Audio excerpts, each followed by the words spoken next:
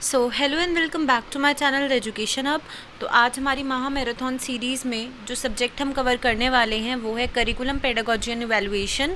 और इस सब्जेक्ट की मैंने ऑलरेडी वीडियोस भी बना के डाली हुई हैं, हर एक चैप्टर की, हर एक टॉपिक की। तो वो भी आप प्लेलिस्ट सेक्शन में से जाके देख सकते हैं। करिकुलम पेडागोजी एंड इवैल्यूएशन के नाम से सीरीज़ होगी, ठीक है। आप वहाँ पे सारी वीडियोस देख सकते हैं। इसलिए मैं इस वीडियो में हर एक टॉपिक के ज़्यादा डीप में नहीं जाऊँगी, हर एक टॉपिक का बस ब्रीफ बता दूंगी और कैसे क्या इंपॉर्टेंट क्वेश्चंस आ सकते हैं उनके बारे में मैं आपको बता दूंगी। फिर भी अगर आपके कोई डाउट्स होते हैं तो आप कमेंट सेक्शन में पूछ सकते हैं। टेलीग्राम का लिंक मैंने डिस्क्रिप्शन में मेंशन किया हुआ है, वहाँ पे भी जाके आप लोग पूछ सकते हैं। तो अब हम स्टार्ट करते हैं अपनी सीरीज़ से। हम इसमें ये भी देखेंगे कि क्या इंपॉर्टेंट टॉपिक्स हैं और कैसे क्वेश्चंस आ सकते हैं। देखिए, सबसे पहला जो है हमारी यूनिट में जो पहला टॉपिक है वो है करिकुलम एंड इट्स ट्रांजिशंस। तो देखिए, सबसे पहला हमारा जो टॉपिक आता है उसमें हम एक बताएंगे कि करिकुलम और सिलेबस क्या है।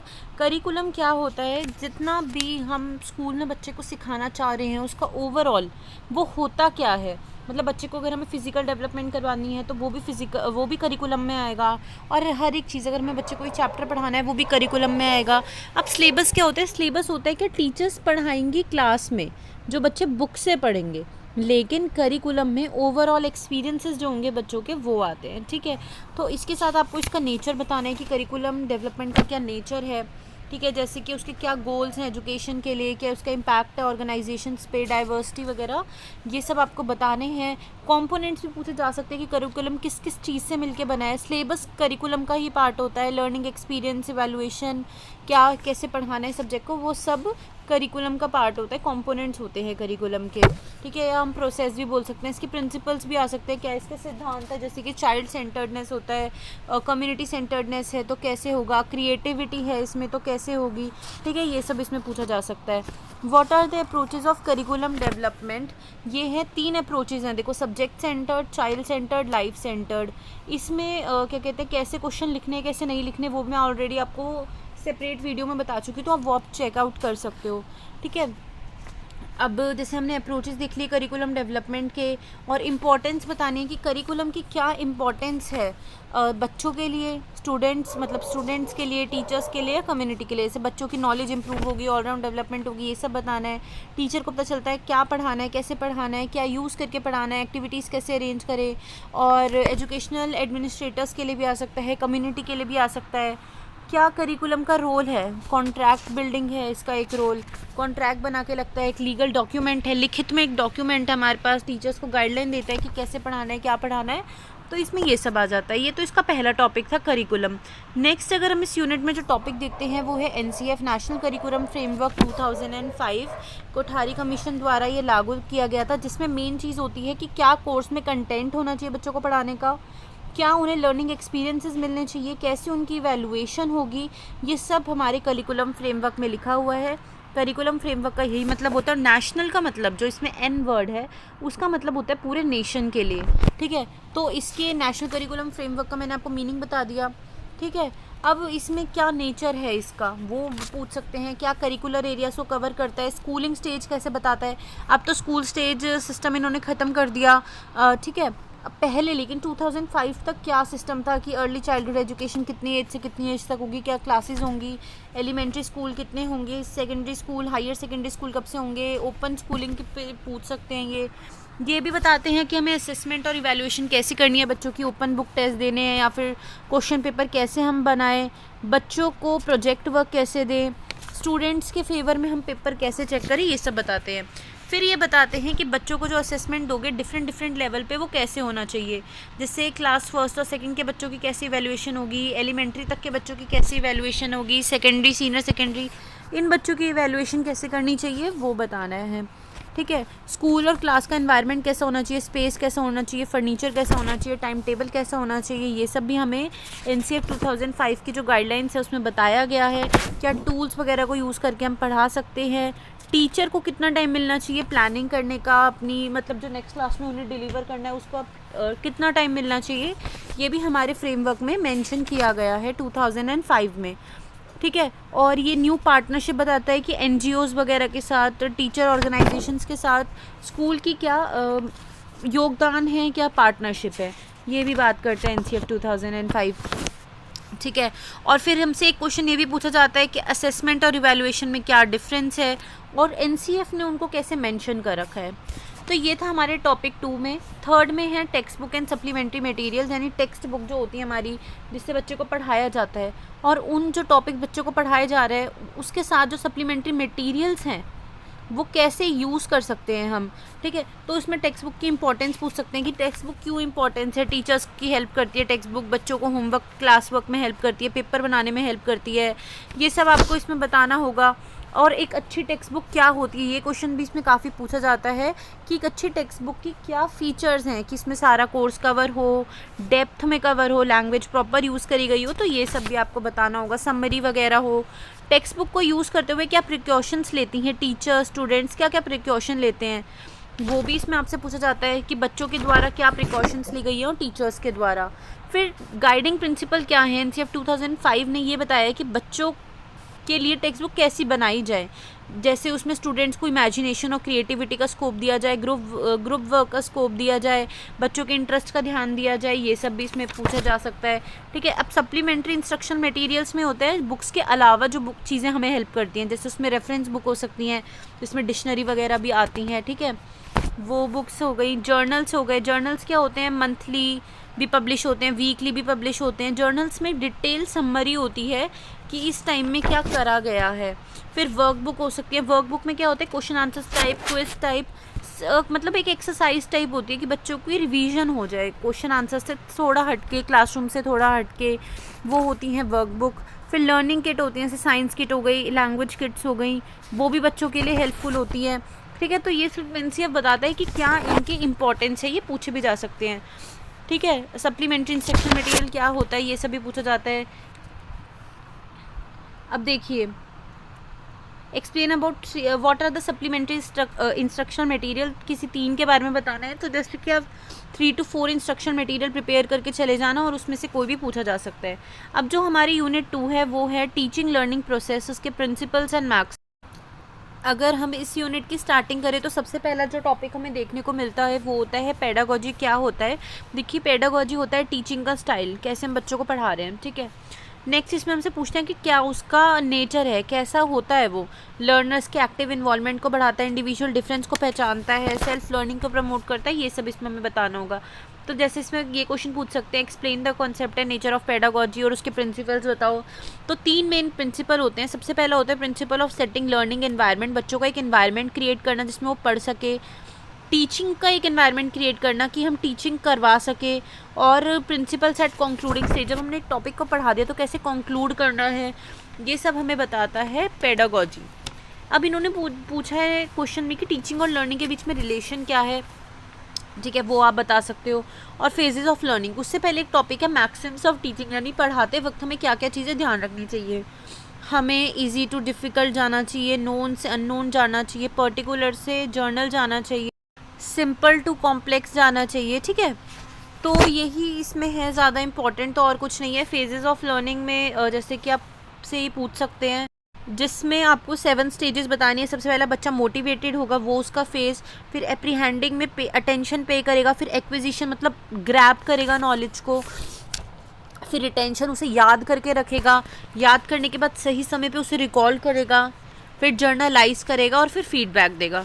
तो ये फेजेस भी इन्होंने कई बार क्वेश्चंस पूछे हैं। टीचिंग लर्निंग के बीच में आप रिलेशन बता सकते हो कि टीचिंग तब इफेक्टिव होगी जब बच्चा लर्निंग करना चाहता है, और जब बच्चा लर्निंग करना चाहेगा तब टीचर पढ़ाना चाहेगी। तो ये रिलेशन आपको बताना है कि एक दूसरे के बिना टीचिंग और लर्निंग नहीं चल सकते। बेसिकली ये आपसे वो पूछना चाह रहे हैं।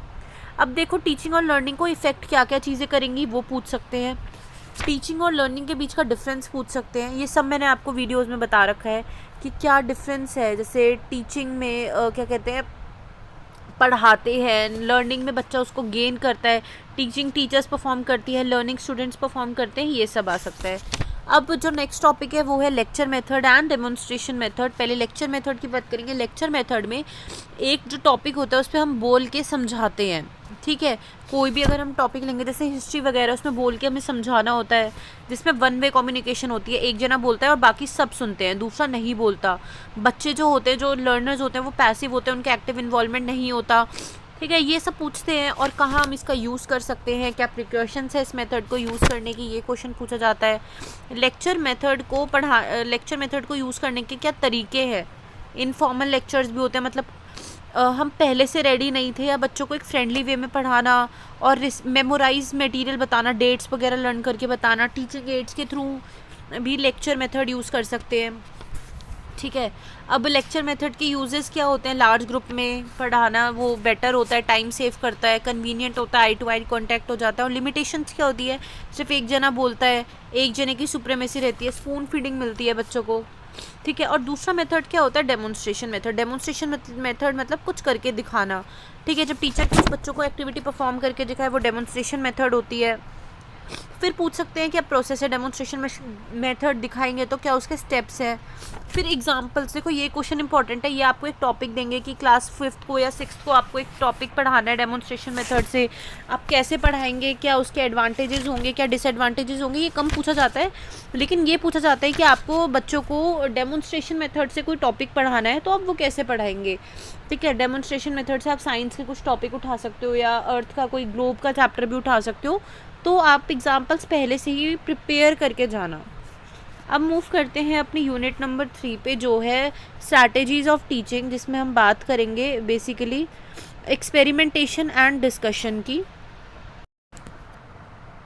देखो, सबसे पहले जानते हैं कि एक्सपेरिमेंट क्या होते हैं। एक्सपेरिमेंट का मतलब है एक रिज़ल्ट पे आने के लिए हम क्या क्या तरीके अपनाएंगे, उसको बोलते हैं एक्सपेरिमेंट। तो उसके क्या फ़ीचर्स होते हैं, बच्चों की एक्टिव इन्वॉल्वमेंट होती है, टीचर्स बच्चों की हेल्प करती है, फैसिलिटेट करती है। प्रोसेस पूछा जा सकता है कि एक्सपेरिमेंट मेथड में क्या प्रोसेस है, क्या स्टेप्स को यूज़ करे जाएंगे, क्या फ़ायदे हैं। देखो, इसमें हमें ऑब्जेक्टिव पता चलता है, और इसमें बच्चे अपने सामने देखकर जब कुछ सीखते हैं तो वो उसे लाइफ टाइम लर्न करके रखते हैं। तो ये उसका एडवांटेजेस हैं। तो ये इंपॉर्टेंस तो आप ज़रूर लिखना कि स्टूडेंट्स की लाइफ टाइम रिटेंशन होती है, पार्टिसिपेशन होती है, इंटरेस्टिंग मेथड होता है, लिमिटेशन में एक्सपेंसिव होता है।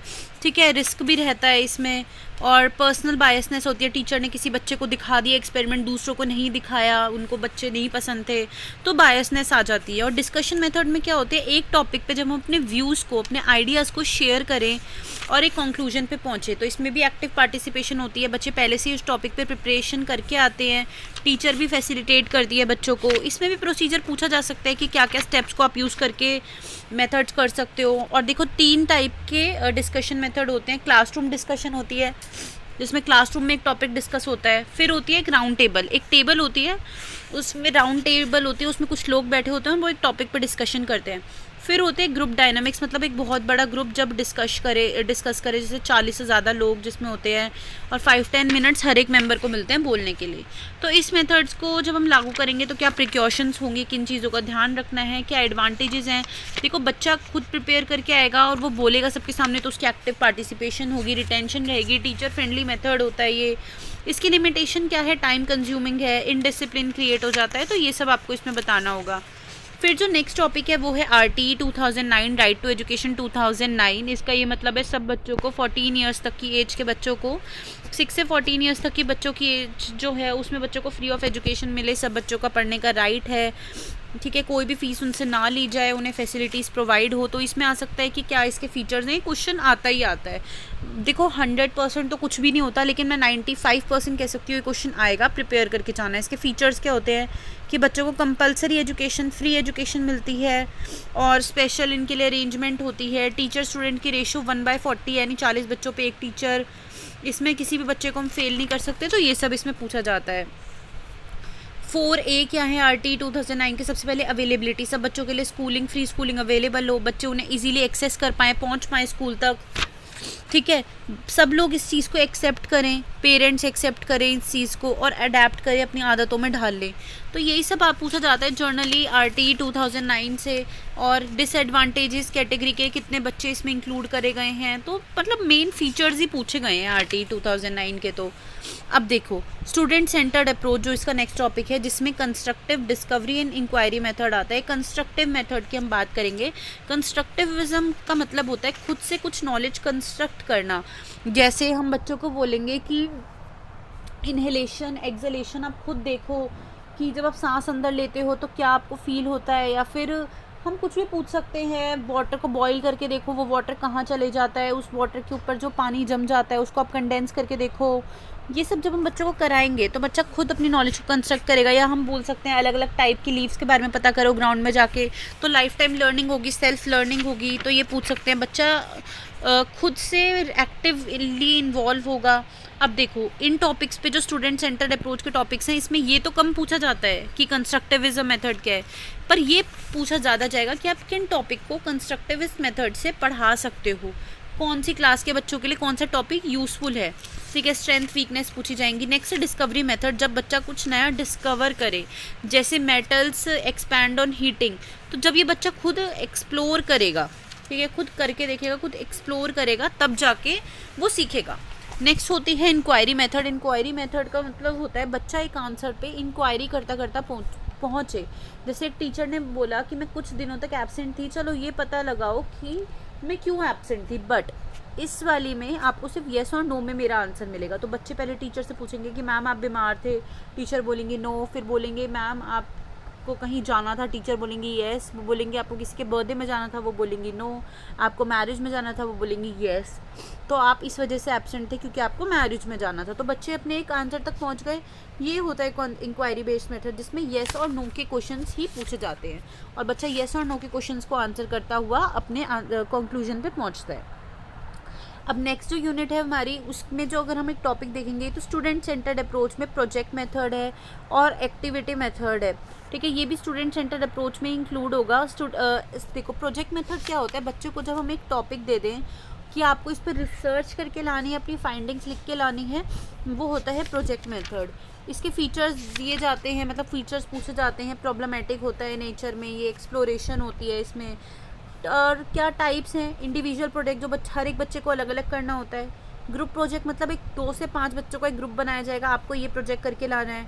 या क्लास प्रोजेक्ट जिसमें पूरी एक क्लास को एक टॉपिक दिया जाता है। ठीक है, ये सब भी पूछा जा सकता है कि कितने टाइप्स के होते हैं, क्या इसमें कैसे आप पढ़ा सकते हो, क्या एडवांटेजेस होते हैं, क्या लिमिटेशंस होती है। जैसे टीचर्स के पास टॉपिक कम होते हैं, टाइम ज़्यादा ये सब लेता है। ठीक है, अब एक्टिविटी मेथड के बारे में तो आपको पता होगा, जब बच्चे खुद परफॉर्म करके देखें वो होता है एक्टिविटी मेथड। ये तो मेरे ख्याल से आप लोग कर ही लोगे। अब देखिए जो यूनिट 4 पे हम आते हैं, इसमें हम बात करेंगे एक्सपेरिमेंट लर्निंग की, पीयर ट्यूटोरिंग और जॉयफुल लर्निंग। एक्सपेरिमेंट लर्निंग का भी मैंने आपको मतलब बताया था कि जब बच्चे खुद एक्सपेरिमेंट करते करते कंक्लूजन पे आए, वो एक्सपेरिमेंटल लर्निंग होती है। ठीक है, और एक्सपेरिमेंटल लर्निंग के स्ट्रेंथ वीकनेस पूछे जा सकते हैं। अब नेक्स्ट टॉपिक है पीयर ट्यूटोरिंग, जिसमें एक बच्चा बाकी बच्चों को पढ़ाता है। जैसे एक बच्चे को मैथ्स में एडिशन अच्छे से आते हैं और दूसरे को वो कम आते हैं, तो जिसको अच्छे से एडिशन आते हैं वो दूसरे को एडिशन सिखाएगा। अगर किसी को इंग्लिश ग्रामर अच्छे से आते हैं तो वो दूसरों को सिखाएगा। तो ये होती है पीयर ट्यूटोरिंग। इसके भी एडवांटेजेस डिसएडवांटेजेस पूछे जाते हैं कि टाइम कम होता है और जो बच्चे हैं वो उतने एडवांस तो नहीं है ना, एक टीचर की जगह तो बच्चा नहीं ले सकता, उतने अच्छे से नहीं सिखा सकता। तो ये सब इसमें आपको लिखना होगा। फिर है जॉयफुल लर्निंग, यानी बच्चों को हमें ऐसे पढ़ाना है कि वो खुशी खुशी पढ़े। ठीक है, इसमें स्टूडेंट फ्रेंडली मेथड होता है, ये एक अच्छा एनवायरनमेंट क्रिएट करके रखो। तो इसके क्या एडवांटेजेस या डिसएडवांटेजेस है ये भी पूछे जा सकते हैं। नेक्स्ट है हमारा interdisciplinary teaching approaches and field visit, यानी कि हमें अलग अलग सब्जेक्ट्स को मिलाकर कैसे बच्चों को पढ़ाना है। ठीक है, तो ये पूछ सकते हैं कि क्या होता है इंटरडिसिप्लिनरी टीचिंग अप्रोच और जिसके क्या प्रिंसिपल्स होते हैं, सिद्धांत होते हैं कि इसमें यूटिलिटी हर एक सब्जेक्ट का हम यूटिलाइज़ कर सकते हैं। प्रॉपर चाइल्ड सेंटर्ड होता है, टाइम कंज्यूमिंग नहीं होता ये, क्योंकि इसमें 2-3 टॉपिक हम एक साथ ही पढ़ा सकते हैं। तो इसके एडवांटेजेस क्या होते हैं बच्चों के लिए, एडवांटेजेस क्या होते हैं टीचर्स के लिए, ये सब पूछे जा सकते हैं। लिमिटेशंस पूछी जा सकती है। इस पर मैं वीडियोस बना चुकी हूँ, अगर आपको किसी पर्टिकुलर टॉपिक पे दिक्कत है तो आप वीडियोस में भी जाके देख सकते हो या आप मुझे अपना डाउट मैसेज कर सकते हो। नेक्स्ट है फील्ड विजिट। क्या होता है, टूर्स एक्सकर्शंस का ये मतलब होता है जब हम नॉर्मल क्लासरूम से हटकर बाहर बच्चों को कुछ पढ़ाने लेके जाएं। जैसे मुझे बच्चों को ट्रीज़ के बारे में बताना है तो मैं उन्हें गार्डन में टॉपिक ज़्यादा अच्छे समझा सकती हूँ रैदर दैन मैं उन्हें फ़ोटो दिखा के या लेक्चर मेथड से पढ़ाऊँ। तो फीचर्स भी पूछे जा सकते हैं, इसके एडवांटेजेस डिसएडवांटेजेस बेसिकली यही हैं इस पूरे बुक में ही या पूरे सिलेबस में कह सकते हैं। नेक्स्ट है आईसीटी बेस्ड टीचिंग लर्निंग, यानी कि टेक्नोलॉजी का यूज़ करके बच्चों को कैसे हम पढ़ाएं। इंफॉर्मेशन एंड कम्युनिकेशन टेक्नोलॉजी, बच्चा इंफॉर्मेशन टेक्नोलॉजी से कैसे गेन करे, उसके साथ कैसे कम्युनिकेट करे, वो आएगा आईसीटी बेस्ड लर्निंग में। ठीक है, और क्या उसके फीचर्स हैं कि वो डिफरेंट सोर्स देता है लर्निंग का, audio, visual, multi sensory learning होगी, बच्चे की प्रीवियस नॉलेज भी चेक हो जाती है। इसकी लिमिटेशंस भी आ सकती है और ये भी आ सकता है कि आज के टाइम में जैसे कोरोना के टाइम पे कैसे ये इन्हांस हुआ है, कैसे इसको लोग ज़्यादा यूज़ करने लगे हैं। तो इससे आप कैसे पढ़ा सकते हैं, आप जैसे आप पावर पॉइंट प्रेजेंटेशन से पढ़ा सकते हैं, या इंटरैक्टिव वाइट बोर्ड का यूज़ करके, स्मार्ट बोर्ड जिसको बोलते हैं, या ऑनलाइन डिस्कशन फॉरम्स, कुछ फॉर्म्स होते हैं जो हमें फिल नहीं करने होते, फीडबैक फॉर्म टाइप। ऐसे ही फीडबैक फॉर्म एजुकेशन के लिए आप कैसे यूज़ कर सकते हो, उनसे आप कैसे पढ़ा सकते हो, वो पूछा जा सकता है। अब नेक्स्ट टॉपिक है इवैल्यूएशन एंड असेसमेंट। इवैल्यूएशन ये होता है कि बच्चे की क्वालिटी जानी जाए। बच्चे के सिर्फ मार्क्स पे हमें फोकस नहीं करना कि बच्चे किसी 10 में से 8 आए या 10 में से 9, नहीं, हमें ये देखना है कि बच्चे ने कितना सीखा, वो होता है उसका इवैल्यूएशन। और असेसमेंट में हम मार्क्स देखते हैं बच्चे के। तो डिफरेंस आ सकता है असेसमेंट, मेजरमेंट, जिसको मेजरमेंट में भी हम मार्क्स देखते हैं, एग्जामिनेशन, सब में क्या डिफरेंस है ये पूछा हमसे जा सकता है। क्या पर्पस है हमारे इवैल्यूएशन का, हमें इवैल्यूएशन क्यों करना है, हमें बच्चों की परफॉर्मेंस क्यों जाननी है, कि बच्चे ने कितना सीखा, ये हमें क्यों जानना है, ये हमसे वो पूछ सकते हैं। ठीक है। CCE क्या होता है, कॉन्टीन्यूअस एंड कॉम्प्रिहेंसिव इवैल्यूएशन, जिसमें बच्चों का ये नहीं है कि साल में बस 2 बार एग्जाम लिया छुट्टी, नहीं, टाइम टू टाइम बच्चों की इवैल्यूएशन करो। और कॉम्प्रिहेंसिव मतलब सिर्फ टेस्ट पेपर करवा के नहीं, हर एक फील्ड में बच्चे की इवैल्यूएशन करवानी है हमें। ठीक है। ग्रेडिंग सिस्टम कैसा, हमें ग्रेड सिस्टम देना चाहिए कि अगर किसी बच्चे के 90 से 100 के बीच में मार्क्स आए तो हम उसको A1 ग्रेड देंगे। ये क्या होता है, क्या इसकी इम्पोर्टेंस है, ये सब वो हमसे पूछ सकते हैं। अब देखो यूनिट 5 जो है हमारी लास्ट यूनिट है इस बुक की, जिसमें हम बात करेंगे टेस्ट की। टेस्ट क्या होता है, टेस्ट का ये मतलब होता है कि बच्चों की हमें नॉलेज को, स्किल्स को, एप्टीट्यूड को चेक करना है। तो वो हम जिस तरीके से करेंगे उसे बोलते हैं टेस्ट। क्या टेस्ट है, गुड टेस्ट की कैरेक्टरिस्टिक्स होती हैं कि इजी पेपर हो, बैलेंस हो, डिफ़िकल्ट हो, कैसा हो। ठीक है। ये हमसे एक क्वेश्चन पूछा गया है, कुछ लोग मानते हैं कि इजी होना चाहिए, कुछ कहते हैं डिफ़िकल्ट होना चाहिए, कुछ कहते हैं एवरेज होना चाहिए। तो असली में एक टेस्ट कैसा होना चाहिए, ठीक है। या फिर ये आपसे टेस्ट बनाने के लिए भी बोल सकते हैं, आपसे क्वेश्चन पूछा जा सकता है कि आपको एक टेस्ट कंस्ट्रक्ट करना है, एक साइंस का या मैथ्स का, तो वो आप करना, ब्लूप्रिंट भी बनाने को आ सकता है। ठीक है। क्वेश्चन ऐसे पूछा जा सकता है, which type of test will you administer if you want to know the area that a test taker can comfortably learn. मतलब टेस्ट कैसा टाइप का हमें टेस्ट बनाना चाहिए बच्चों के लिए, टेस्ट कैसे यूज़फुल हैं डिफरेंट ग्रुप्स के लिए। इंपॉर्टेंस भी पूछी जा सकती है टेस्ट की, टीचर्स के लिए, स्टूडेंट्स के लिए, सबके लिए। देखो टेस्ट के क्या टाइप्स होते हैं, psychological, intelligence, personality, attitude, aptitude test, achievement test, diagnostic test, unit test. तो पूछ सकते हैं कि कोई भी 3 टाइप्स के टेस्ट को आप एक्सप्लेन करो। ठीक है। और हर जो भी मैंने नाम लिए हैं टेस्ट के, इन सारे टेस्ट के यूजेस भी आप बताओ, ये सब पूछे जा सकते हैं। नेक्स्ट जो हमारा टॉपिक है वो है क्वेश्चन पेपर हम कैसे बनाएं, जिसमें ब्लूप्रिंट भी आता है, किन किन चीज़ों का ध्यान रख के हमें बनाएं, ब्लूप्रिंट की प्रिपरेशन कैसे करें। इसमें आपको ये क्वेश्चन दे सकते हैं कि आप ब्लूप्रिंट कंस्ट्रक्ट करके दिखाओ। क्या आप मार्किंग स्कीम रखोगे कि कितने बच्चों को कितने ग्रेड्स मिलने चाहिए। ठीक है। अब टेस्ट ले लिया, अब उनके रिकॉर्ड्स को मेंटेन करना है, तो स्टूडेंट प्रोफाइल बनानी है।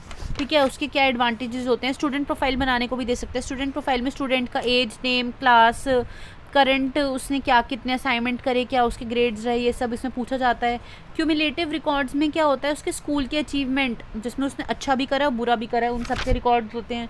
तो बच्चे का क्यूमुलेटिव रिकॉर्ड्स भी वो बनवा सकते हैं। एनेक्डोटल रिकॉर्ड भी हो सकता है, जिसमें एक पर्टिकुलर इवेंट, टीचर को ऐसा लगा, एक दिन एक बच्चा क्लास में हमेशा शांत बैठा रहता है, एक दिन वो एग्रेसिव हुआ, तो टीचर को लगा कि नहीं, मुझे तो ना ये नोट करना पड़ेगा, मुझे नोट करना चाहिए, तो वो होता है एनेक्डोटल रिकॉर्ड।